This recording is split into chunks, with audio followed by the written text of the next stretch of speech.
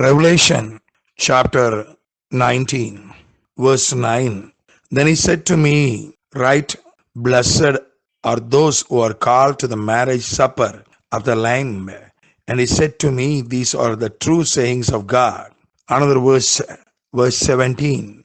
Then I saw an angel standing in the sun, and he cried with a loud voice, saying to all the birds that fly in the midst of the heaven, Come and gather together for the supper of the great God. So we see two kind of suppers or two kind of banquets in this 19th chapter of Revelation. One is the supper of the marriage or the marriage supper of the Lamb. Another one is the supper given to the birds, supper of the great God to all the birds. Two incidents, two banquets, and two relationships also we see in these two incidents. One is found in verse 7. Let us be glad and rejoice and give him glory, for the marriage of the Lamb has come, and his wife has made herself ready. His wife, the wife of the Lamb.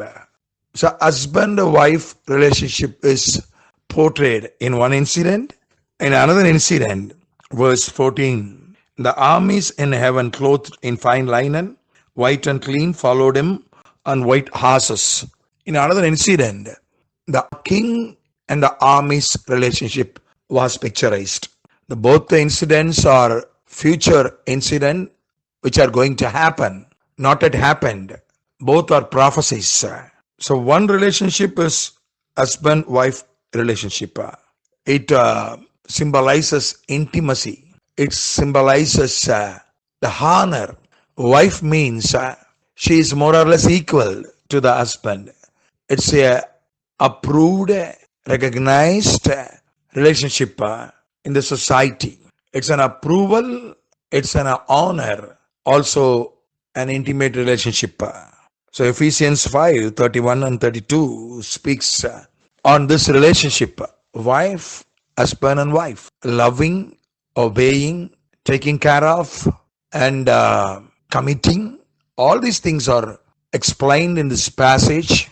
But those verses concludes by saying this is a great secret. This is all about Christ and the church.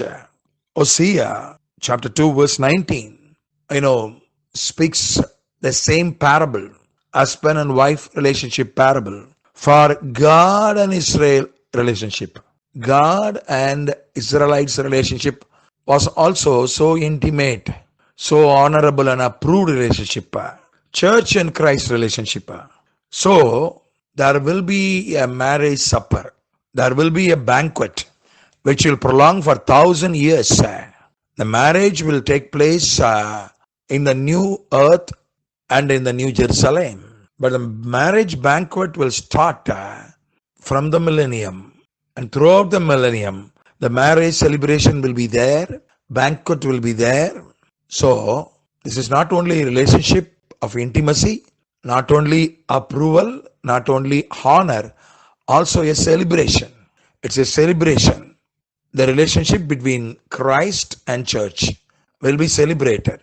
The relationship between God and Israel will be celebrated for 1,000 long time, long years. And another incident, another relationship, king and armies. Christ will come as a king with a huge army of saints, children of God. So king and army, soldiers relationship. But there also a banquet will be given to the birds. The first banquet, marriage banquet, will be for the people. The second banquet, Armageddon banquet, which will occur after the Armageddon war, will be for the birds.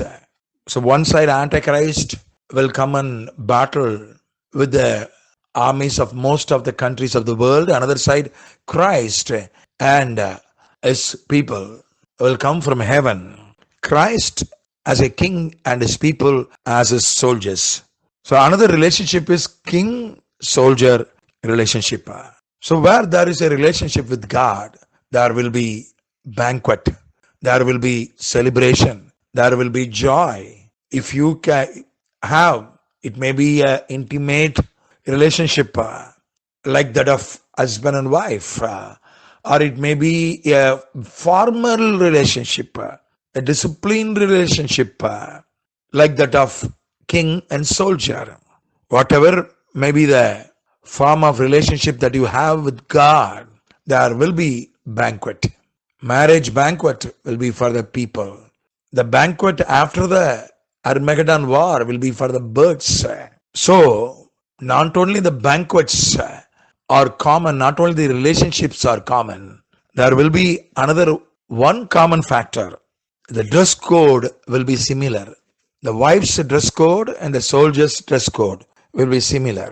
A bride's dress code, it will be entirely different. A soldier's military uniform will be different. A marriage gown will be different. But here in verse 7 and verse 14, fine linen will be the dress code for the bride as well as for the soldiers. Can you imagine a military uniform for a bride? Or can you imagine a marriage gown for a soldier? No, two different dress codes. But here the dress code will be the same. This is a parable. This is a symbol. So if you are a soldier of Christ, or if you are a wife or bride who has intimate relationship with Christ, doesn't matter. The dress code will be same, will be one, fine linen. It symbolizes the righteous acts of saints. So the righteous acts, there is a famous saying in English, in love everything is fair, in love and war. There is a very famous popular saying, many people are following that and getting spoiled. That is, everything is fair. If you saying lies, fair. In love and in war, everything is fair. Cheating is fair. Telling lies is fair. Everything is fair. But that's not fair. The saying itself is not fair. Bible says the righteous acts are the dress code. If you are a bride of Christ, if you are a soldier of Christ, you must be righteous in your deeds. You must be holy in your deeds. So, doesn't matter if you have a intimate relationship or emotional relationship with Christ, or if you have a formal, disciplined relationship with Christ. Doesn't matter what kind of relationship you have with your God. The point is, your dress code must be righteous acts, holy acts, righteous act of saints.